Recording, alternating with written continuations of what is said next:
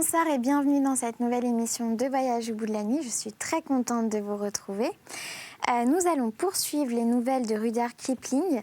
Donc après vous avoir raconté l'histoire de Bizéza, que vous pouvez retrouver en replay sur le site de l'émission, je vais vous raconter une nouvelle qui s'appelle Les tambours du Fore en Aft. Donc l'histoire un peu brève, ce sont deux enfants de troupe, donc Janine et Liu, qui sonnent la charge au milieu de la débâcle générale et assurent ainsi une victoire inespérée à leur régiment. Mais découvrons tout de suite cette histoire. Je vous souhaite un très bon moment. Donc, les tambours du Fore en Aft. Dans l'annuaire de l'armée, il figure toujours sous le nom du Fore en Fit, princesse Hohenzollern, Sigmaringen Aspach. Désolée pour la prononciation. Mais il n'est pas une caserne ni une cantine qui ne les appelle désormais autrement que Fore en Aft. Il se peut que le moment venu, ils donnent, par quelques actions, du lustre à leur nouveau titre. Mais pour l'instant, ils en gardent honte et rancune. Et qui les appelle Fore en Aft le fait risque de la tête qui les a sur les épaules. Deux mots soufflés dans les écuries de tel régiment de cavalerie, et voilà les hommes dans la rue. Avec accompagnement de ceinturons, de balais et de gros mots, mais assurés, Fore en Aft, de ce régiment-là, sortira les fusils. Leur seule excuse, c'est qu'ils retournèrent au feu et s'évertuèrent à finir la besogne proprement. Mais tout le monde sait que pour un temps, ils furent ouvertement battus, déconfits, muets, d'épouvante et tremblants de peur. Les hommes le savent, leurs officiers le savent. Les Horse-Guards le savent et viennent. La prochaine guerre, l'ennemi le sera aussi.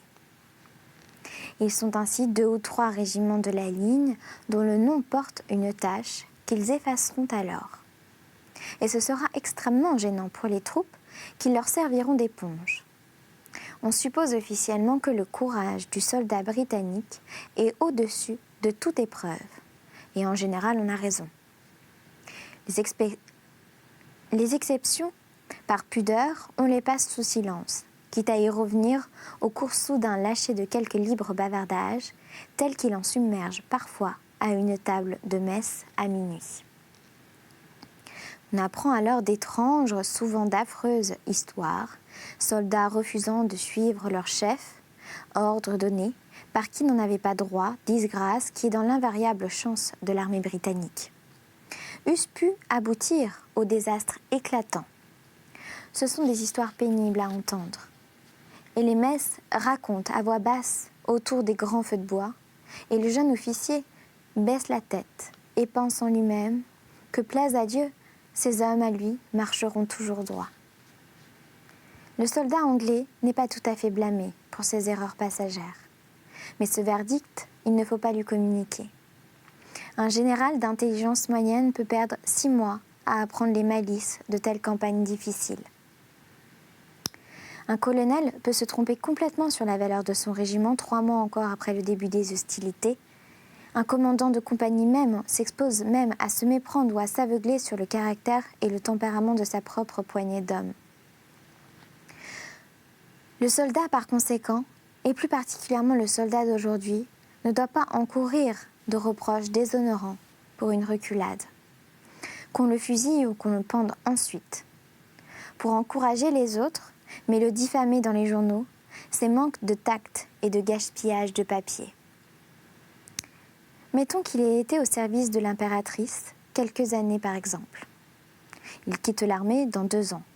Il n'a point hérité de principes moraux et 4 ans n'ont pas suffi à durcir sa fibre ni à lui enseigner le culte de cette chose sainte. Le régiment, il veut boire, il veut distraire. Dans l'Inde, il veut thésauriser. Il n'aime pas le moins du monde à recevoir des coups. Il a juste assez d'instructions pour comprendre à demi la portée des ordres qu'il reçoit et pour méditer sur la nature, la différence et la netteté des blessures, par fracture ou par pénétration, de telle sorte que si on lui doit de se déployer sous le feu, en formation préparatoire de combat, il sait qu'il court le plus grand danger de se faire tuer pendant qu'il se déploie. Et on soupçonne qu'on le sacrifie pour gagner 10 minutes. Partant, il se déploiera avec une promptitude désespérée, à moins qu'il se mette en troupeau, en tas ou en fuite, selon la discipline à laquelle il a été plié pendant 4 ans. Armé d'un savoir insuffisant, affligé d'une imagination rudimentaire, empêtré du foncier égoïsme des classes inférieures, privé de l'appui d'aucune association régimentaire, voici le jeune homme en question, mis soudain en présence d'un ennemi qui, en pays d'Orient, est toujours laid, de haute taille, généralement velu et bruyant à l'occasion. Qu'en regardant à droite et à gauche le début, voit de vieux soldats, des hommes de 12 années de service et qui connaissent leur affaire. Il le sait bien, soutenir sans émoi le choc d'une charge, d'un assaut ou d'une démonstration. Le voilà consolé et qui applique d'un bras résolu à l'épaule à la crosse. Son calme s'affermit encore à entendre un ancien qui lui a enseigné le métier et à l'occasion frotter les oreilles murmurées. Ils vont gueuler et faire du train comme ça pendant 5 minutes. Puis ils chargeront et nous les tenons. Mais si d'autre part il m'aperçoit que les hommes de sa classe bémissent, blêmissant, taquinant leur gâchette avec des « qu'est-ce qu'il y a encore, mon Dieu ?» tandis que les commandants de compagnie, sus dans leur fourreau de sable, écrient « le premier rang, baïonnette au canon ». Aligné, aligné, la haute voix à 300. Non à 500 mètres, couchez-vous. Là, là, pas si vite, le premier rang à genoux. Et ainsi de suite, il ne se sent pas à l'aise et ne tarde pas à devenir tout à fait malheureux, pour peu qu'il entende culbuter un camarade avec un fracas de tissonnier, s'écroulant sur l'âtre et le han d'un bœuf abattu. Si on peut le faire bouger un brin afin de lui laisser voir l'effet de son feu sur l'ennemi, il se sentira plus content et on pourra dès lors monter progressivement jusqu'à l'aveugle et furieux délire de la lutte, lequel, contrairement à l'opinion reçue, est régi par un démon de glace et fait claquer des dents comme la fièvre palustre. Mais si on ne fait pas bouger le soldat de place, il commence à se sentir froid au creux de l'estomac. S'il vient, au fort de cette crise, à recevoir quelques vilains atouts et à entendre des ordres qui n'ont jamais été donnés, alors il rompra. Il rompra pour de bon. Et il n'est rien sous le soleil de plus terrible qu'un régiment anglais en déroute. Quand les choses en viennent au pire et que la panique arrive vraiment à l'état épidémique, il vaut mieux laisser les hommes aller et les officiers de compagnie feront mieux de se mettre en sûreté du côté de l'ennemi et d'y rester pour un temps. Maintenant, si on peut les ramener, ces fuyards, il y a peu d'agrément à leur faire la tête, parce qu'ils ne lâchent pas 2 fois. Dans quelques 30 ans d'ici, quand nous aurons réussi à éduquer à demi tous ceux qui portent culottes, notre armée sera une machine admirablement peu sûre. Elle en sera trop et en fera trop peu. Plus tard encore, le jour où tous les hommes auront atteint le niveau intellectuel de l'officier d'aujourd'hui, elle balayera la terre. Généralement parlant, pour faire le métier de boucher, avec efficacité et diligence, il faut employer soit des fripouilles, soit des gentlemen, ou bien, ce qui vaut mieux que tout, des fripouilles commandées par des gentlemen. Le soldat idéal devrait bien entendu penser par lui-même. La théorie ne le dit. Malheureusement, pour atteindre à cette vertu, il lui faut franchir la phase de penser à lui-même. Et la leçon prêche par l'imprévoyance. Un coquin se montrera peut-être lent à penser par lui-même, mais il est, selon son génie naturel, anxieux de le tuer, et sans excès de rigueur, où on arrive à lui inculquer l'art de protéger sa peau et de perforer celle d'autrui. Malgré quoi, un régiment écossais, fortement adonné à la dévotion, avec pour officiers les presbytériens et les plus intransigeants, sera peut-être d'un degré plus redoutable qu'un feu familier de ruffians irlandais canailles, endurcis et sans scrupules, conduits par de jeunes mécréants d'une inconduite notoire. Et c'est là d'une preuve, à l'appui de cette règle, que les caractères moyens ne valent rien du tout seuls. Ils ont des idées sur la valeur de la vie, une éducation qui ne leur a pas appris à marcher de l'avant et au petit bonheur. Systématiquement dépourvus d'un soutien en la personne de camarades accoutumés au feu, et tant que ce soutien n'aura pas été reconstitué selon l'intention du nombre de colonels, ils ont plus de chances de compromettre leur bon renom que l'étendue de l'Empire ou la dignité de l'armée ne saurait s'en accoutumer. S'en accommoder, pardon.